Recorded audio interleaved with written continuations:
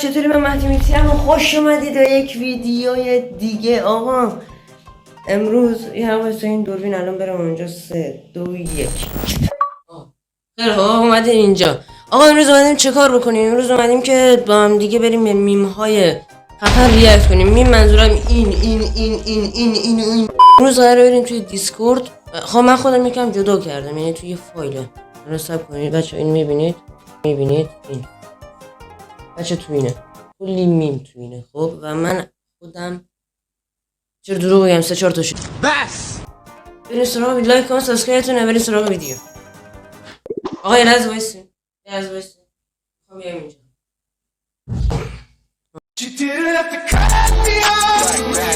اولی میم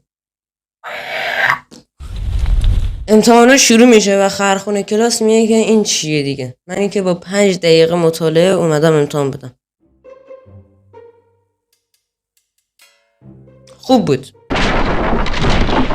ولی نه، نمیتونه ما رو بخندونه. من 9 ساله وقتی پدر بزرگم تو جمعی که منو نمیشناسن میگه این نوه منه. توی جمعی خجالتی اینطوری نشستیم پاهونم بغل کردیم. بعد یا مثلا از خجالت هیچ کس نمیشناسه، نه تو اونا رو میشناسی. میدونید پوتیفار بعد مومیایی شدن به چه تدبیر میشه؟ خب پوسیده میپوسه دیگه طبیعتا. خب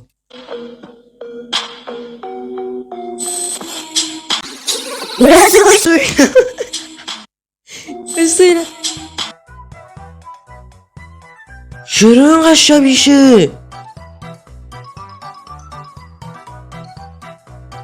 چقدر یک جوان ایرانی رسیدن به بلوغ، بدبختیه بچه داریم دانشگاه. خب منطقی بازم چرا خانواده شغل دختر مورد علاقت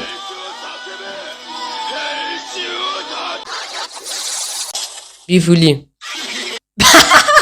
ایشون ملک 400 میلیارد میلیاردیشون رو تو خیابون آرژانتین بخشیده.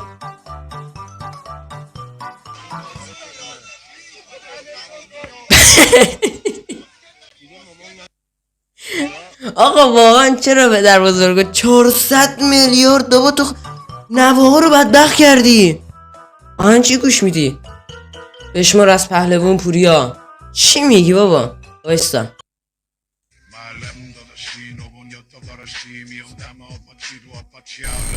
کسی که مال مردم خوری میکنه چیزی از گلوش پایین نمیره. آره اینه رفیقم بعد گرفتن خوری.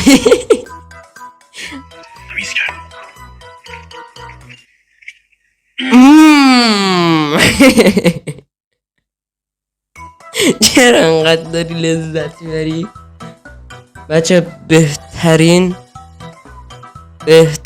نوشابه چیز خوبی نیست، واسه سلامتی ضرر داره. سعی کن دیگه هیچ وقت از نوشابه استفاده نکنی.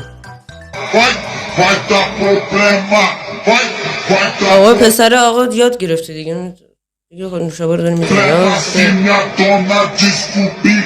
همچنین با تو مهمونی خانوادگی خوب نیست ولی خوب. داداش این ویلا رو 1/3 قیمت واقعیش خریدم، نصف شب حیات ویلا. واو یه زیبا.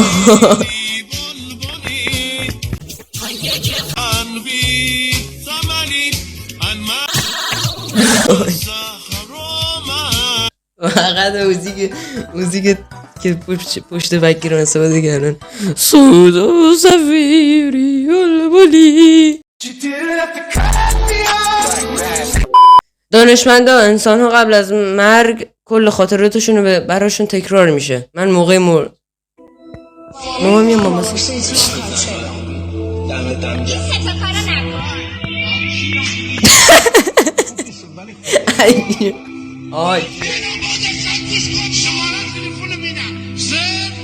این خیلی خوب بود.